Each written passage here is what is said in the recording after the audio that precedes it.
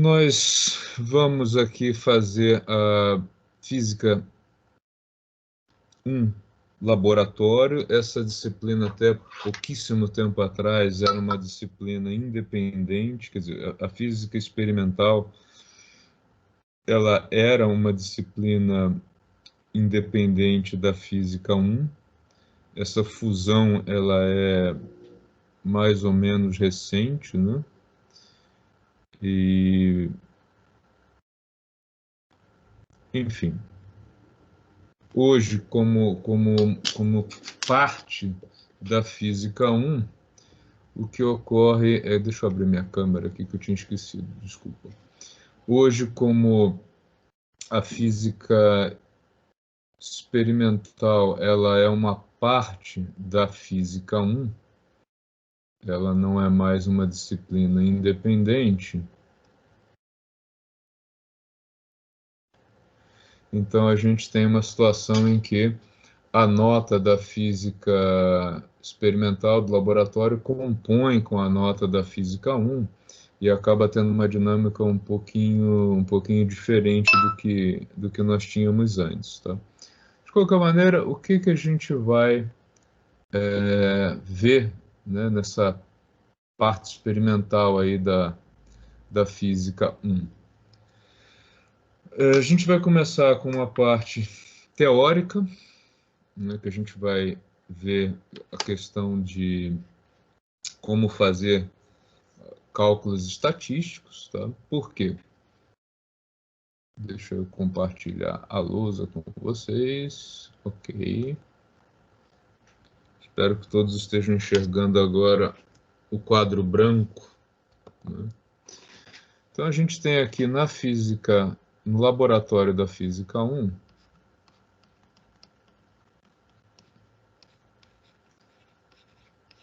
o nosso objetivo principal é ensinar vocês a fazer medidas, né, fazer medidas experimentais e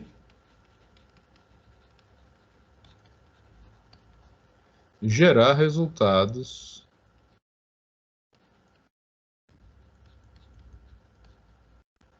a partir dos dados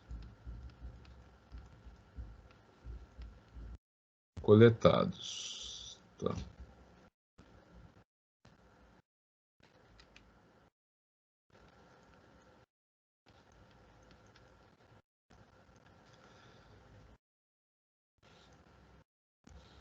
Então, para que a gente possa começar a disciplina, vocês precisam ter o quê?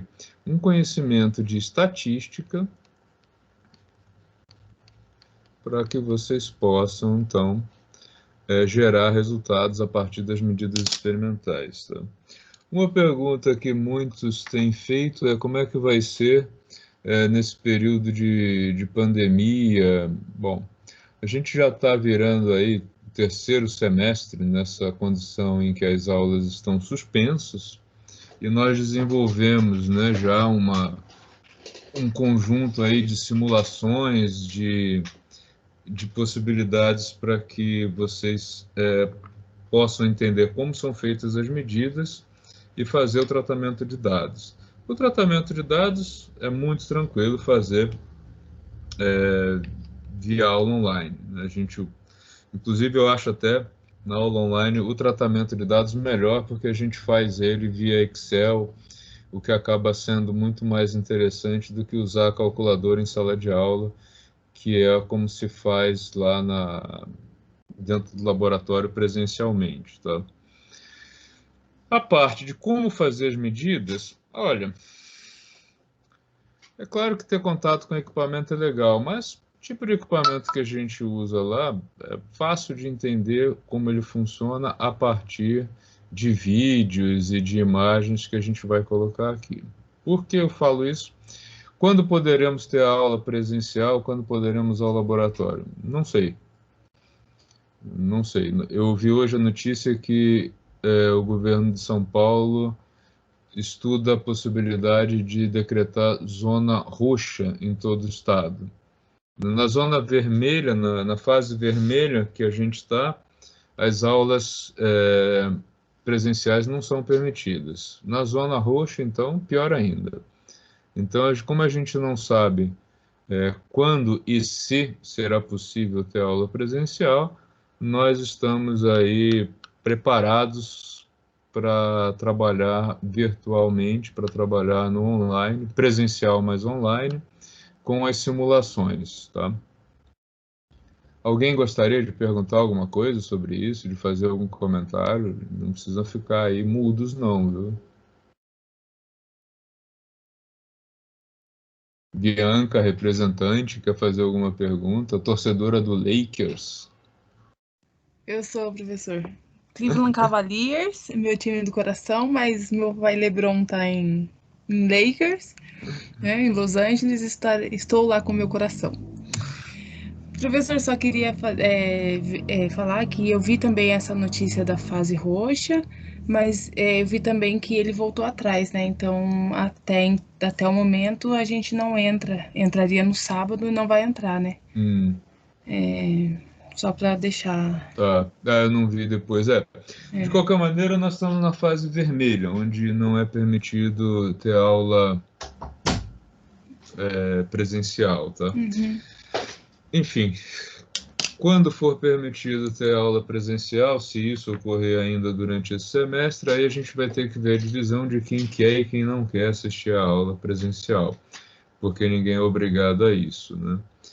O principal incômodo da aula presencial nesse sistema de pandemia, que eu acho que é bastante desagradável para o aluno, é o fato dele ter que trabalhar sozinho na bancada, já que os experimentos foram pensados para ser feitos em grupos.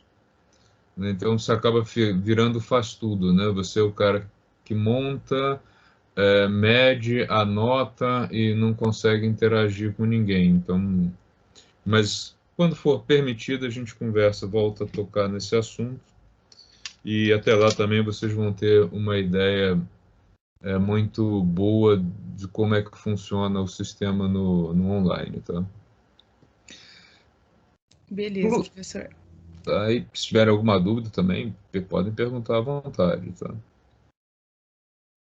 Eu uso para as minhas aulas uma apostila que já está disponível para vocês lá na nossa equipe, tá? Que são essas notas de aula de Física Experimental 1, de 2013, que eu preciso até dar uma revisada geral nela, tá? Aqui vocês têm todos os experimentos que nós vamos trabalhar e mais alguns, porque essa apostila foi feita numa época em que nós tínhamos aula de física experimental com uma carga horária que era o dobro da atual. Então aqui tem mais experimentos do que a gente consegue fazer com a carga horária atual. Como vocês podem ver, a gente começa por estatística, né? Desde 2013, antes, aliás, de 2013 já era assim, que é por onde a gente vai começar. A diferença é que, além da calculadora, aqui a gente vai poder usar o Excel, que fica muito mais fácil de trabalhar, né? E só depois que a gente passar por todas essas fases aí de algarismos significativos, estatística, etc., é que a gente vai para o primeiro experimento, que é medições de tempo, que na realidade, o que esse experimento teria de parte prática? Tem um fio de nylon aqui, com uma esferinha na ponta. Vocês, né, levam esse pêndulo para uma posição de até 10 graus de deslocamento, soltam ele e ficam cronometrando quanto tempo ele demora para ir e voltar 10 vezes. A prática é só essa, tá? É usar o cronômetro e ir anotando os dados. O restante é todo análise de dados que a gente vai fazer por aqui. Então, também, como vocês podem ver, não é um experimento para o qual se tem aí uma... Acho que todo mundo já usou um cronômetro. Depois a gente passa por uma fase de uso de régua, que também todo mundo acho que tem acesso a uma régua. Não tem uma perda. No paquímetro, usar o paquímetro também tem bons vídeos a respeito, que a gente pode mostrar, que eu mostro para vocês. Aí depois a parte de como fazer os cálculos de área, né, e volume usando o paquímetro. Também a novidade aqui seria, em termos de aula experimental, seria só usar o paquímetro, que não é muito... Escalas lineares é uma aula teórica mesmo, né, feita com... Na aula presencial ela é feita com papel milimetrado, e na aula online a gente faz com o Excel. Tá? Lei de Hooke, vocês vão medir o comprimento de uma mola aplicando aqui cargas. Então, como é que é a experiência? Você pega uma carga dessa, coloca aqui, a mola distende, e aí você, usando essa régua aqui, mede o comprimento dela. Depois aumenta a carga e vê o aumento. Então, são essas as práticas do semestre, o restante fica para o semestre seguinte. Como vocês podem ver, não tem assim... Claro que é interessante ir lá fazer a tomada de dados, mas não é nenhum equipamento sofisticado a ponto de dizer, eu não consigo imaginar como é que seria fazer essa medida, eu queria ver como é que é. Nada de excepcional, por isso que eu disse logo no início que a perda no laboratório de Física 1 por ter aula online, ela é muito pequena. Essencialmente, usar paquímetro, régua e cronômetro, né? Tá ok? Então aqui, esse material já está disponível para vocês. Eu vou mostrar onde, tá? Vocês vão entrar lá na equipe Teams. Tá? Deixa eu compartilhar a tela 2, beleza? Tá? Então vocês devem ter aqui o Física 1, que é a aula que a gente vai ter depois do intervalo, e o Física 1 Laboratório. Entrou na sala, por enquanto só tem um canal, o geral, ainda não tem outros canais. Na medida que a gente for fazendo experimentos, eles vão aparecendo aqui, tá? Embaixo desse geral. No canal geral, temos arquivos. E aqui está a apostila de Física Experimental 1. Vocês podem ou abrir clicando aqui e ver online, ou clicar nos 3 pontinhos e baixar o arquivo, tá? Daí vocês vão baixar o PDF dela. Tá? Então, sempre arquivos. E aqui, na medida em que a gente for progredindo, vão começar a aparecer outras abas que são as conexões diretas para os vídeos, tá? De cada aula, de maneira que quem perdeu uma aula pode assistir a gravação dessa aula. Dúvidas nisso, pessoal? Todo mundo quieto? Ninguém quer falar nada? Tá. Sem dúvida. Sem dúvidas, tá Valeu. bom. Só você que fala, o restante do pessoal tá mudo, perderam a... Tá tranquilo também, você, sem dúvidas. Legal. O que a gente vai estudar agora em termos de análise de dados, né? E por que a gente tem que usar aí estatística para tratar desses dados? Porque é assim que se faz, né? E por que é assim que se faz? Por que se faz tanto tratamento de dados estatístico, né? É uma pergunta que sempre faz, nossa, mas tem mais cálculo estatístico na física, na parte experimental da física do que física? É assim mesmo, né? Porque quando a gente vai medir alguma coisa, quando a gente tem um experimento para fazer, eu não posso fazer a medida uma única vez. Eu preciso repetir essa mesma medida várias vezes. Por isso, aí, 1, 2, 3, 4, 5. Eu vou repetir uma mesma medida muitas vezes, de maneira que eu vou chegar num resultado que é o valor médio dessa medida. E eu tenho que ter também uma estimativa do erro dessa medida experimental. Então, aqui seria o valor médio, a média, e aqui uma medida do erro experimental. Por isso que tem aí, eu preciso, na física experimental, para chegar a algumas conclusões, ter um número de repetições muito grande de algumas medidas. Tá?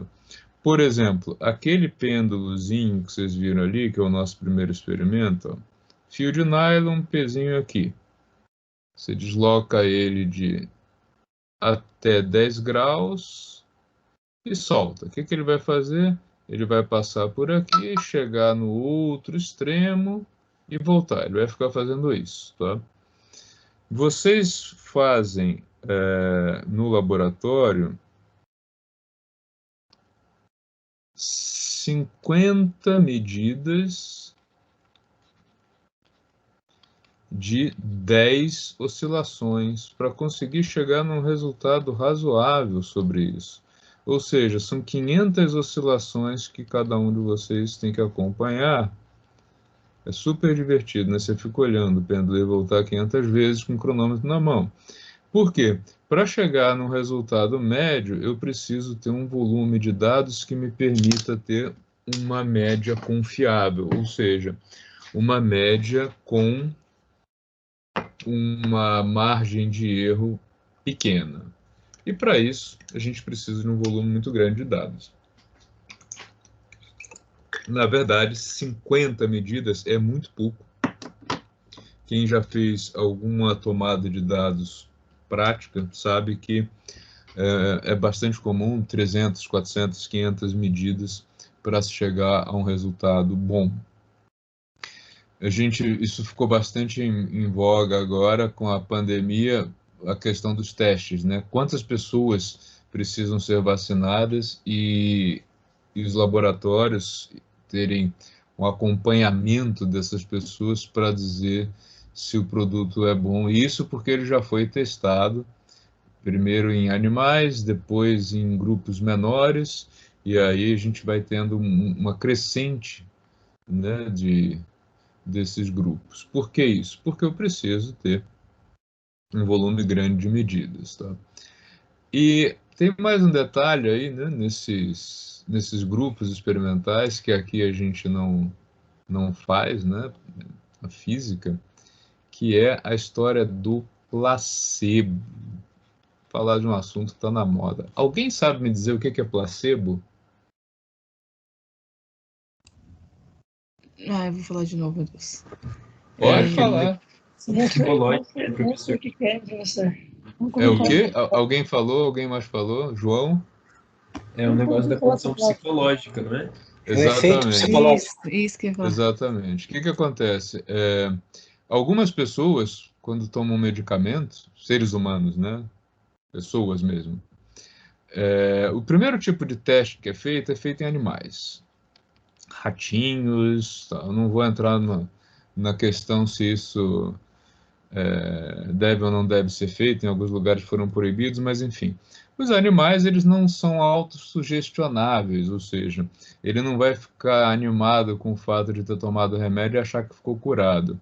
E o efeito psicológico no ser humano é muito forte, ao ponto de que algumas pessoas, elas realmente ficam curadas de determinadas doenças por acreditar que tomaram remédio. Né? Tem um efeito aí que não é pequeno. Então, para saber se um medicamento, né, por exemplo, vamos falar de uma vacina, né?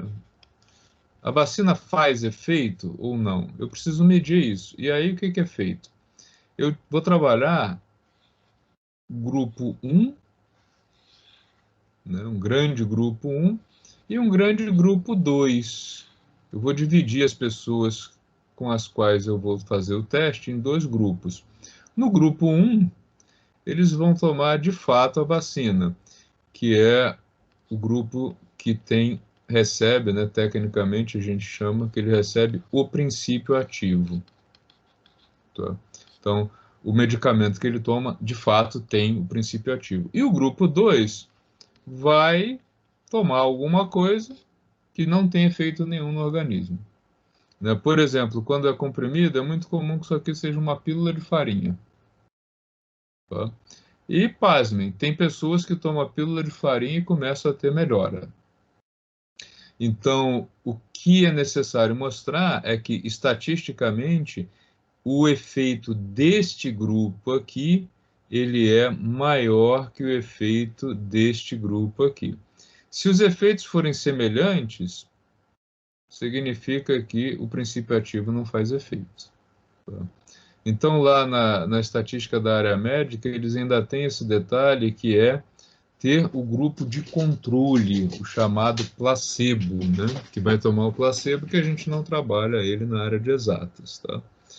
Mas o restante das técnicas, elas são muito parecidas, né? Por quê?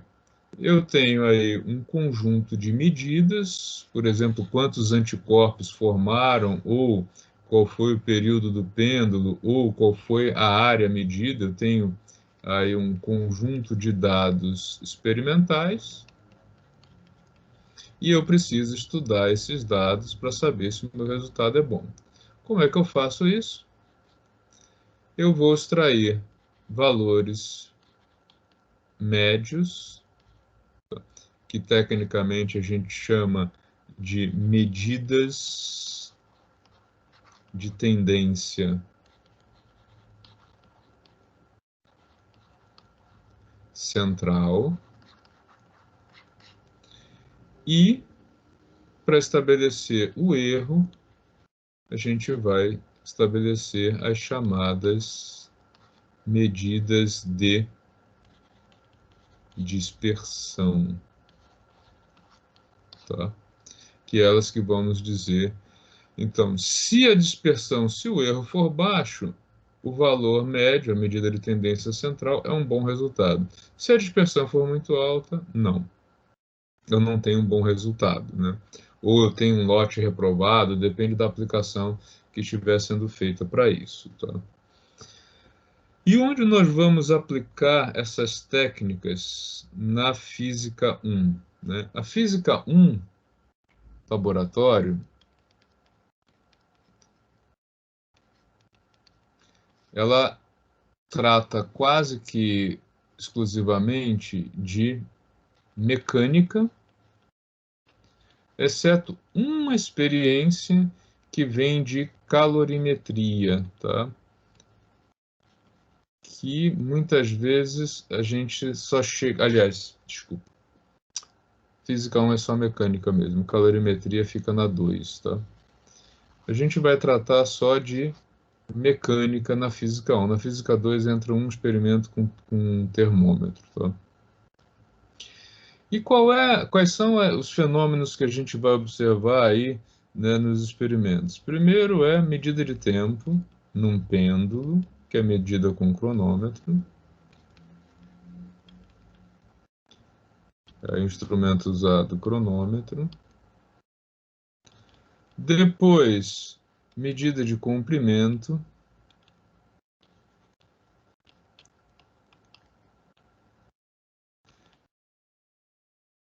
Paquímetro, os dois instrumentos que vão ser usados.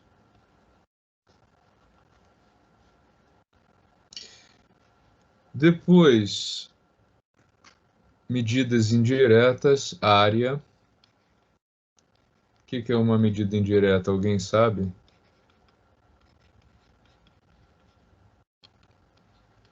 A área é uma medida indireta porque se eu tenho uma placa retangular, eu faço com um paquímetro com uma régua uma medida de largura e outra medida de comprimento.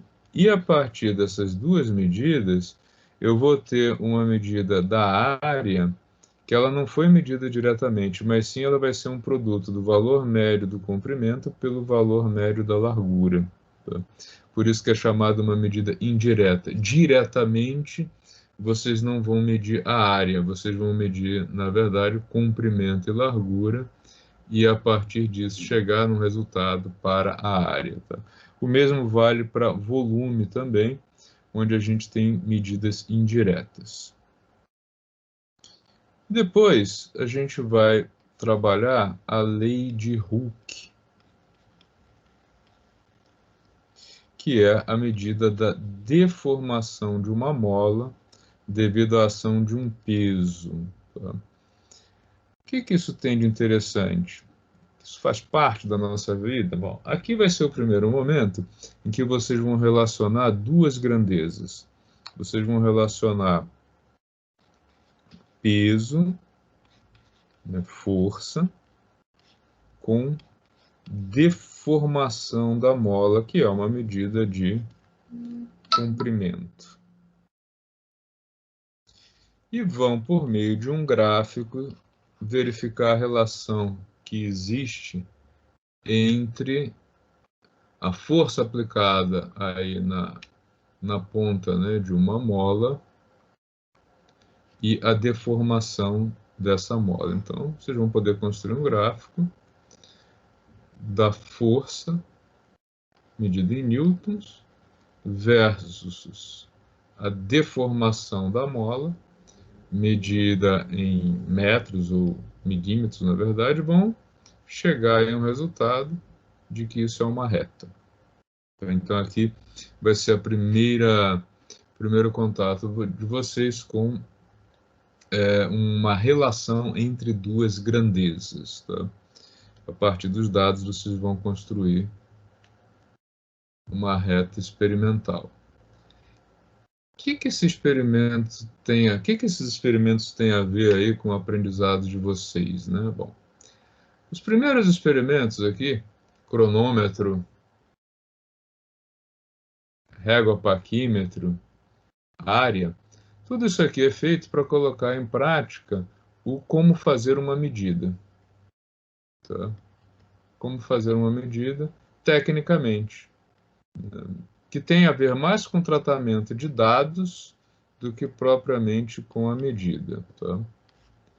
E aqui, a relação entre essas duas grandezas, ela é um primeiro contato que vocês vão ter com uma aplicação que permite entender assim, como é que eu meço alguma coisa e para que eu meço alguma coisa? Como é que eu uso uma lei da física, uma lei da natureza, para obter um resultado prático, experimental, né? Por exemplo, lei de Hooke. Alguém usa isso no dia a dia?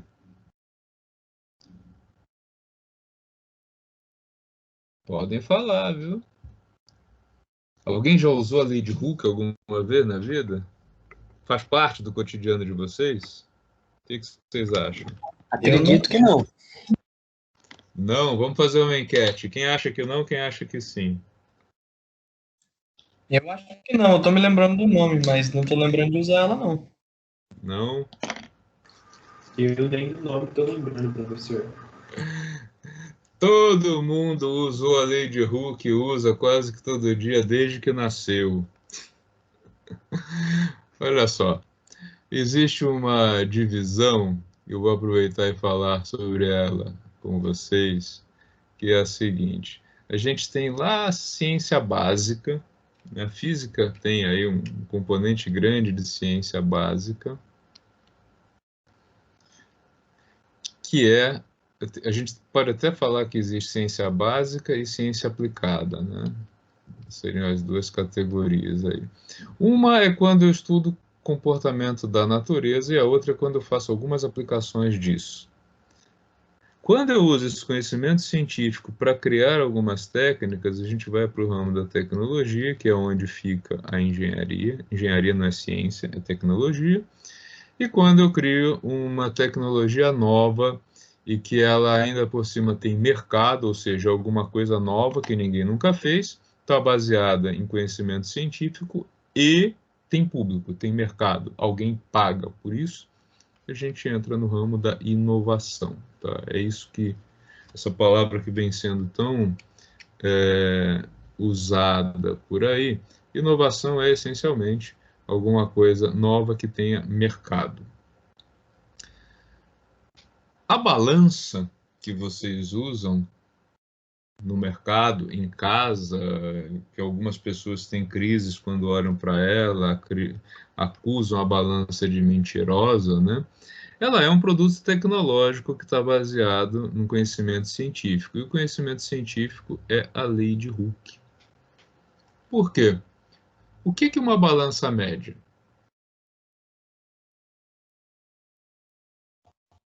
A massa. Nossa, Massa, o peso, né? A gente usa uma balança para ter uma informação, e a balança hoje, ela foi ficando muito mais sofisticada ao ponto de ser difícil entender o mecanismo que ela usa. Uma balança não mede nem massa nem peso. Uma balança mede deformação. Tá? E como existe uma proporção direta entre a deformação sofrida e a força que foi aplicada, né, a balança usa a informação, a leitura da deformação, para dizer que força causou essa deformação. Então, isso está baseado aí no princípio da lei de Hooke, que mistura, né, que o Hooke observou que a deformação é diretamente proporcional à força aplicada. Então vamos pensar agora numa balança aí doméstica, instrumento de tortura que as pessoas têm em casa. Você subiu aqui em cima da balança e ela tem um leitor aqui. Tecnicamente, o que está acontecendo? Independente do sistema que está aqui dentro, tá? Quando você subiu aqui na balança, a Terra puxa você para baixo, com uma força que é a força peso. Como você não vai para o meio da Terra, significa que alguém empurrou você para cima.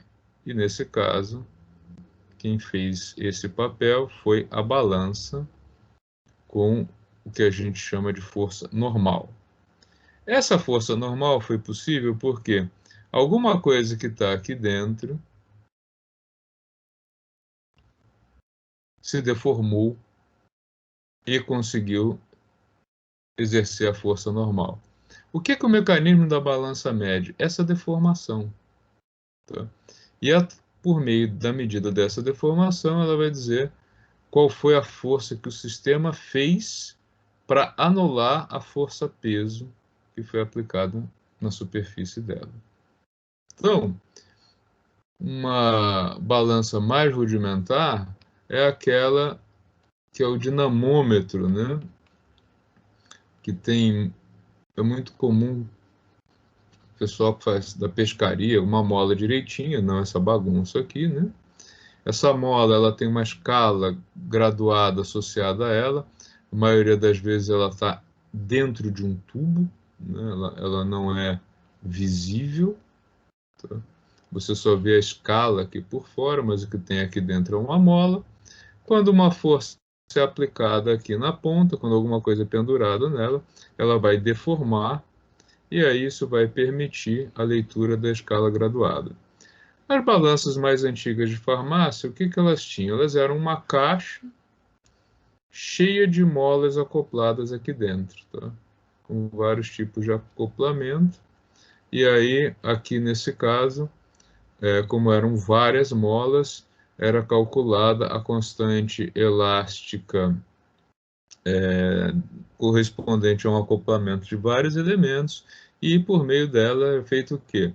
Balança deformou, essa deformação vezes a constante elástica é o que indica o peso que foi aplicado sobre ela, ou a massa que causou o peso, né? A massa responsável pela força-peso.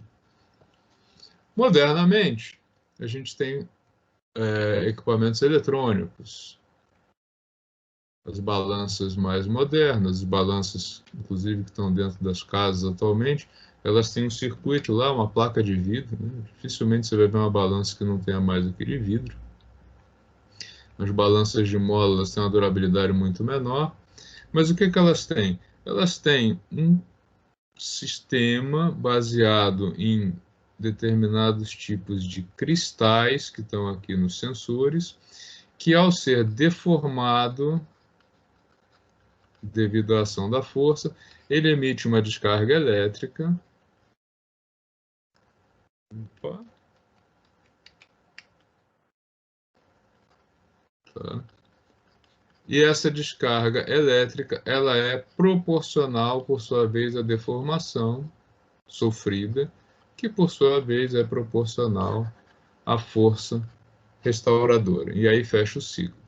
Então, tanto a célula de carga quanto a balança mais antiga, convencional, elas estão baseadas no mesmo princípio, que é aí a lei de Hooke. Tá? Hoje, modernamente, uma célula de carga, como quase todos os equipamentos com eletrônica modernos, eles têm aí uma maneira bastante eficaz de esconder, né, o sistema dele, mas é essencialmente isso, está baseado numa coisa chamada piezoelétrica. Tá? Deixa eu pegar uma balança antigona de molas para a gente comparar aí com a balança moderna. Tá? Aquela balança de feira antiga, ela usa outro princípio, não esse, tá? Então, a antiga balança de farmácia, deixa eu pegar uma imagem aqui delas. Ah, olha só, essa era a balança que a gente tinha aí disponível há não muito tempo atrás.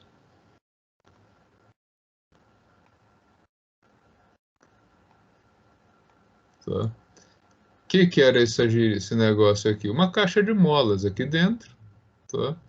Você vê que aqui, quem vê esse tipo de balança, percebe que aqui tem molas, inclusive, que a mola daqui transmite para cá e faz com que isso aqui gire, né?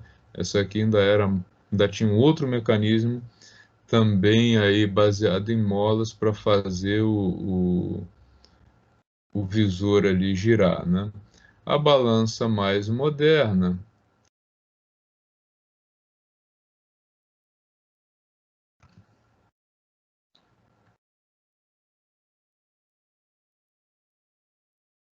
do nutricionista, essa daqui é uma caixa de molas.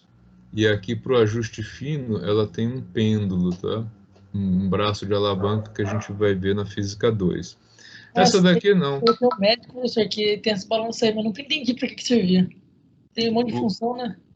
o que? Desculpa, não te ouvi. Essa balança aí, eu vou no médico, né? Ele tem essa balança aí, mas eu nunca entendi para que servia. Os pêndulos e essas coisas. Tem muita função nessa essa balança aí. Aqui na realidade ele tem uma precisão maior, né? Então ela, por conta da caixa de mola, ela puxa isso aqui e ele precisa equilibrar, ele precisa zerar isso aqui. Então isso aqui funciona como um braço de alavanca. Para que ela fique absolutamente horizontal, ele precisa ir mudando esse peso maior e o peso menor de lugar. Da gente por aí. Como? É muito parecido com o sistema que você tem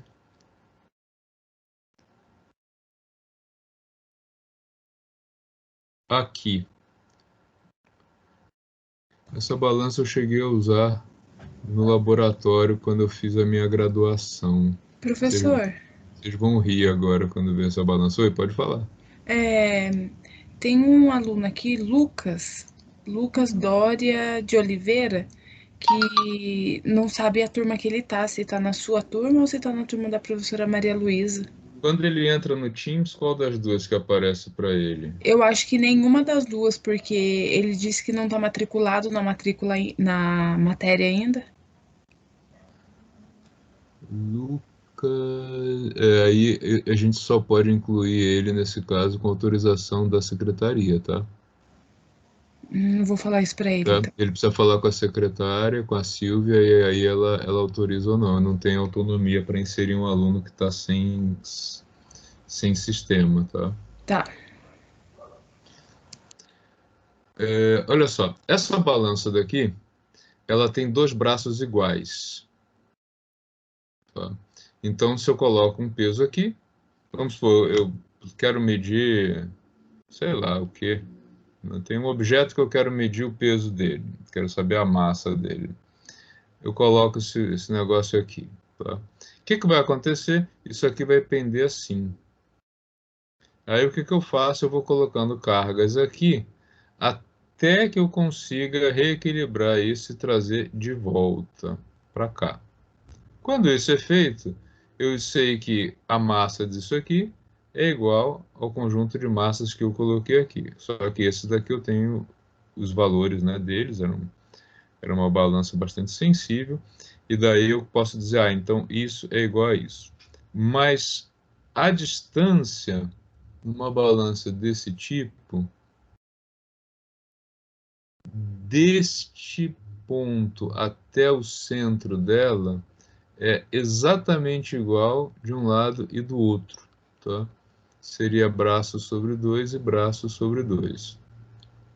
O que acontece nessa balança do nutricionista, que em geral o nutricionista usa, é que os braços não são iguais. Então ele desloca o peso aqui até que ele fique reto, até que o braço fique reto. E isso quer dizer que o peso que você está exercendo aqui é igual a esse. Ficou mais claro agora? Não lembro quem fez a pergunta. Fui eu, professor. Agora entendi. Entendeu? Uhum. Ele precisa fazer isso como se fosse uma gangorra mesmo, tá?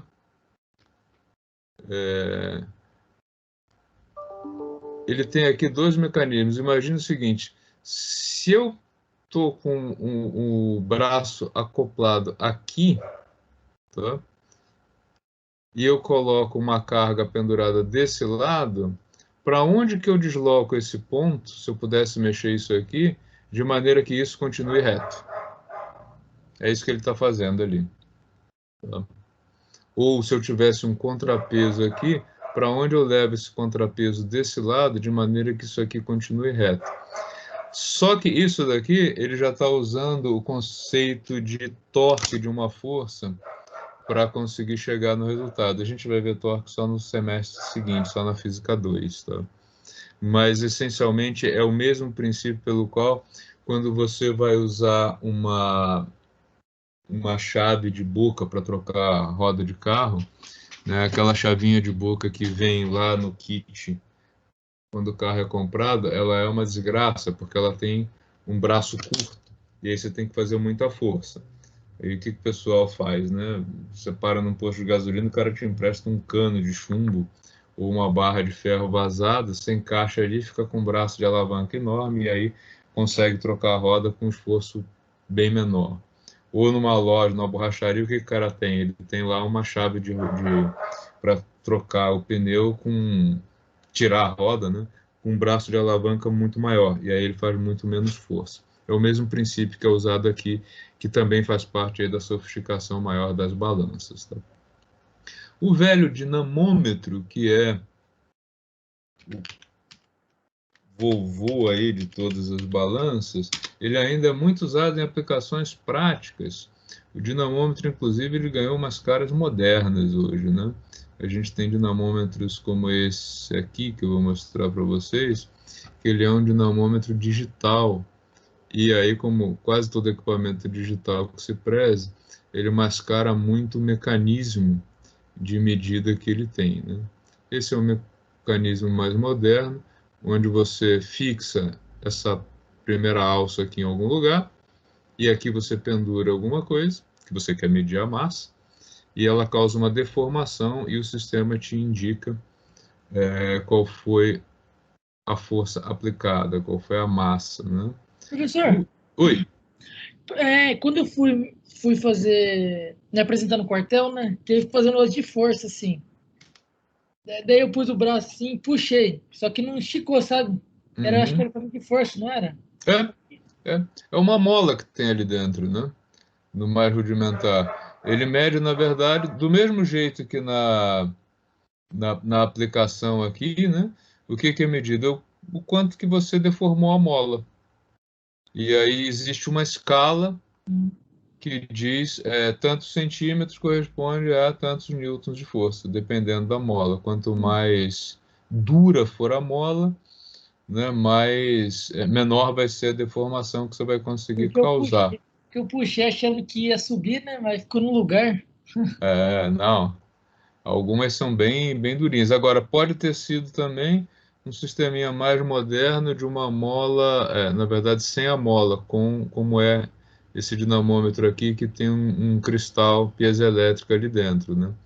O princípio mais rudimentar é esse daqui, né? Você vai deformar uma mola, tá? Ó, você vai deformar a mola e a partir da variação desse comprimento é que você tem aí a medida da força que foi aplicada. O que se faz hoje na maioria dos instrumentos é substituir isso por, por algum componente eletrônico. Inicialmente quase nunca se fazia isso, né? Mas com, com o barateamento dos instrumentos digitais, isso foi ficando bem popular, né? Hoje em dia a gente tem até aquelas balancinhas para medir. Deixa eu pegar uma imagem legal aqui para vocês. O dinamômetro escolar mais comum, né? Hoje a gente já chama até de escolar, porque é aquele que permite visualizar, né, o que ele é, né? Só que na verdade tem uma escala graduada aqui e uma mola. Quando você pendura alguma coisa aqui, essa mola estica e ele vai te dizer qual foi a força aplicada, tá? O dinamômetro mais moderno, aqui tem que é um sistema um pouquinho mais sofisticado de mola, mas também é o mesmo princípio, tá? Aqui é uma mola e ela estica aqui dentro desse tubo e ele vai dizendo qual foi a força aplicada. O princípio é o mesmo de um instrumento como esse aqui, a diferença desse outro aqui, desculpa, tá? A diferença desse outro aqui é que o sistema é digital e aqui dentro tem um cristal piezoelétrica que faz aí o trabalho de informar qual foi a deformação causada.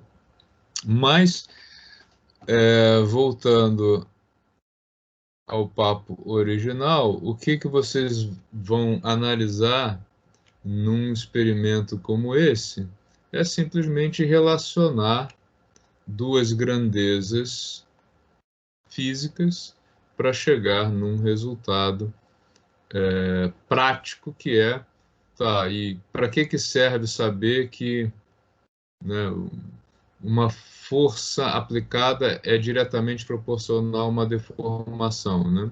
Muita gente poderia dizer nada, e os caras construíram balança com isso. Na realidade, o Robert Hooke foi um cara que ganhou muito dinheiro fazendo isso, né? Ele era um cara que tinha tinha várias atividades comerciais, e uma coisa muito importante para o comércio é uma balança para conseguir padronizar, né? E uma balança que seja mais prática. E ele conseguiu isso com a deformação aí que ele estudou sobre objetos lineares. Isso aqui também vale para torção. Balanças de torção são mais sofisticadas, mais complicadas, elas são usadas em aplicações específicas, como, por exemplo, para medir forças entre cargas elétricas. Elas estão baseadas na torção de um cabo metálico, que não é uma coisa fácil de ser nem feita, nem construída, nem calibrada. Por isso acabam sendo balanças de uso muito específico para quem trabalha em área de metrologia, tá? Deixa eu pegar aqui um desenho de uma balança de torção. A vantagem da aula online é que a gente pode ficar pesquisando no Google, né? E trazendo imagens mais legais do que os desenhos que eu consigo fazer na lousa. Essa é a parte muito legal. Tá. Aqui tem um desenho do que seria uma balança de torção.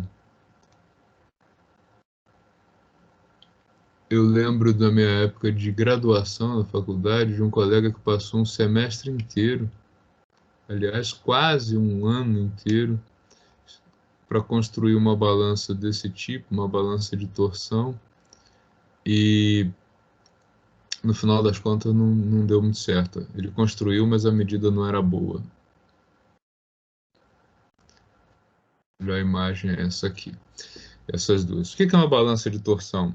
Ela está baseada na análise da torção desse cabo, tá? Todo mundo está vendo isso? O pessoal que está com o celular está muito pequenininho.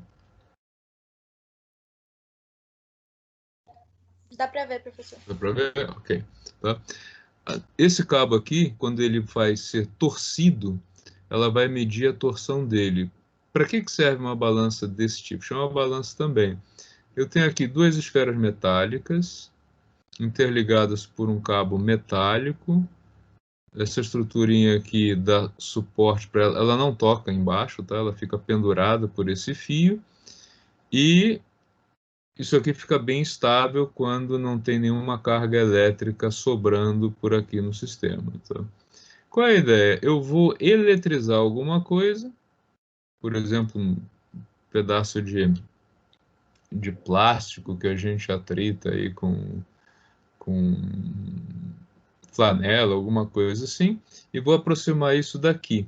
Ao fazer isso, isso vai gerar um desequilíbrio de cargas aqui no sistema e vai repelir essa esfera daqui. Então ela vai fazer isso. Quando isso ocorrer, esse fio vai ser torcido. E aí o chamado módulo de torção dele, que vai ser diretamente proporcional à força aplicada aqui, é usado para dizer qual foi a intensidade das cargas elétricas. Tá? Então, é o mesmo princípio, é a mesma lei de Hooke, só que agora aplicada para a torção. Tá? Então, esse aí seria o final aí do Laboratório de Física 1, na primeira atividade prática em que vocês iriam construir um gráfico do tipo linear. Tá? Alguém gostaria de fazer perguntas? Alguma dúvida? Não. Nada, nada? Vixe, o pessoal não é curioso. Todos vocês sabem usar o Excel? Eu sei. O básico, sei. acho que sim, né?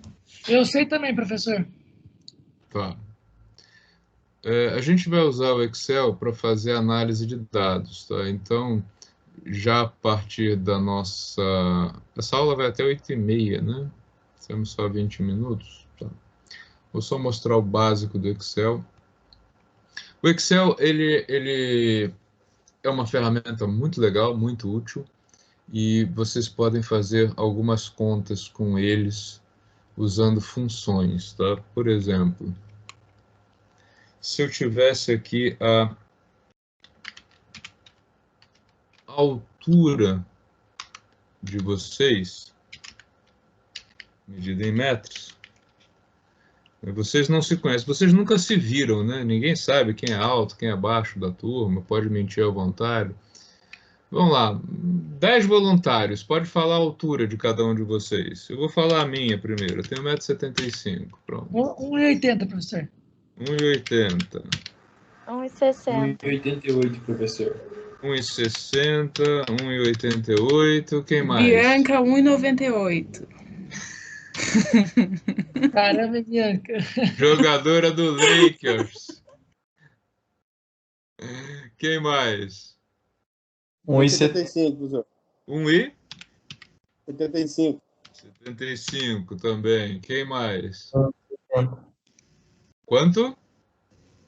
1,70. 1,70. Tá bom, já deu. Tá. Então a primeira coisa que eu vou fazer aqui, eu vou dar uma padronizada nisso aqui para ficar tudo igualzinho, tá?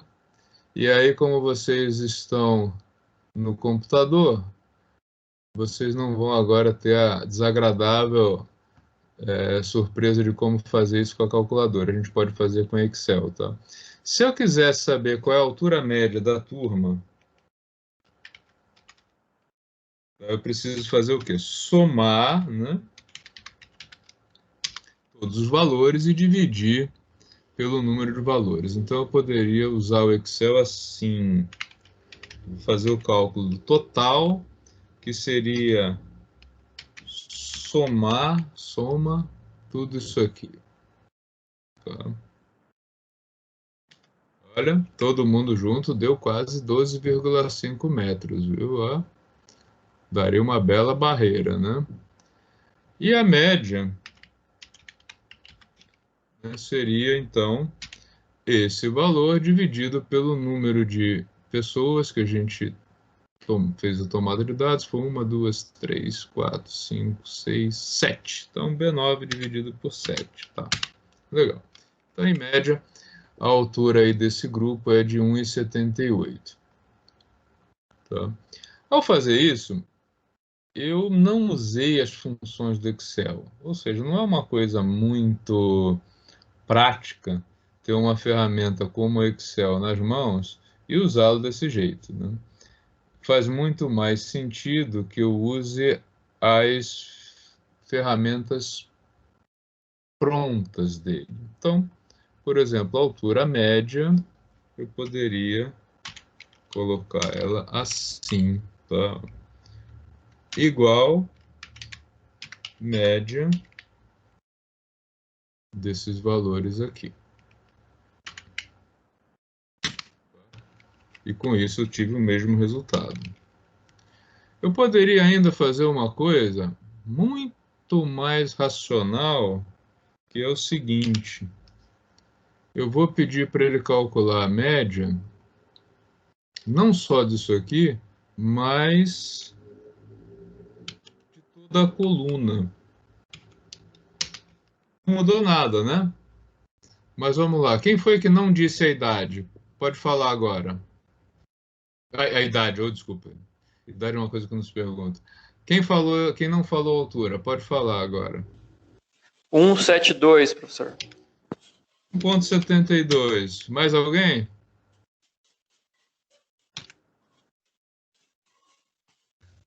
Um 1,65. 1,65. Olha só, na medida que eu vou inserindo os dados, ele já está calculando para mim. Tá? Por quê? Eu programei ele aqui para que ele fizesse o cálculo da média, não só do conjunto que eu tenho, mas sobre toda essa coluna. Então, eu posso ir inserindo alunos aqui, ó, por exemplo, se viesse uma aluna um pouquinho maior que a Bianca, tá? Já subiu bastante. Eu posso ordenar isso aqui do maior para o menor, à vontade.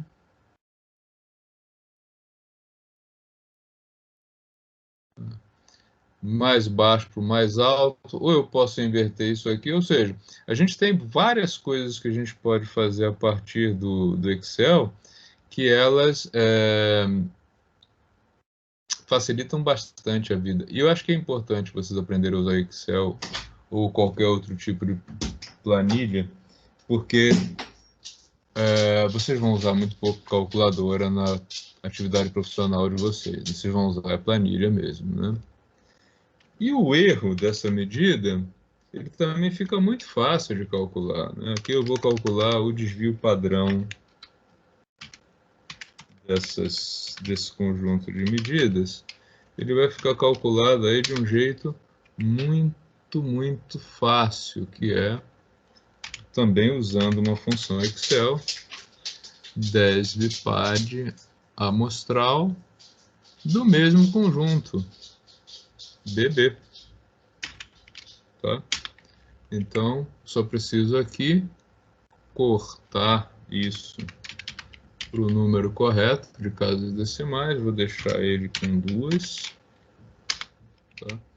E aí eu tenho uma medida, então, do erro experimental já no automático, tá? De maneira que entrou mais um aluno na turma, entrou mais alguém com 1,73 m, entrou alguém agora com 1,55 m, tá? Tá lá. Tá rodando isso aqui.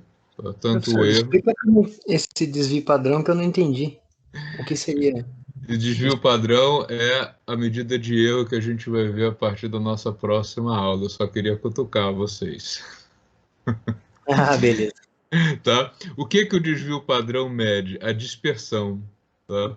Eu vou apagar isso aqui, ó, e vou pensar no seguinte. Se todo mundo da turma tivesse 1,70 m, entre 1,70 m e 1,75 m, olha só o que aconteceu. 1,75 m, 1,72 m, 1,71 m, 1,74 m, 1,75 de novo, 1,7. Reparem, o desvio padrão ficou muito pequeno agora. Por quê? A média, 1,73, ela é muito próxima de todos os valores. Se eu colocar uma única pessoa nessa turma agora com 2,10, colega da Bianca, olha o que aconteceu com o desvio padrão. Ele subiu, por quê? Agora eu tenho alguém muito fora do conjunto, né? Se eu fosse substituindo aqui sempre, ó, por pessoas com alturas muito próximas, o desvio padrão fica bem baixinho. E é ele que é o indicador do erro experimental que a gente vai usar. Tá? Então, o que isso aqui me permite saber? Se eu tivesse aqui não 9, 10 medidas, mas 100 medidas, até muito mais, né? Eu precisaria olhar para cá e dizer o seguinte, ó, 1,73, ok, é a média. Isso aqui representa a turma? Sim, com 0,02 de desvio, tá? Tá todo mundo muito próximo. Agora, eu recebi o conjunto de dados e tem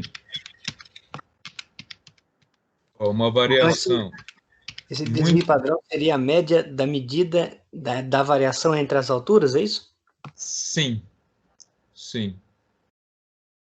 A ideia é essa, mas como a média direta desses desvios ela dá zero, existe um procedimento aí que é a raiz quadrada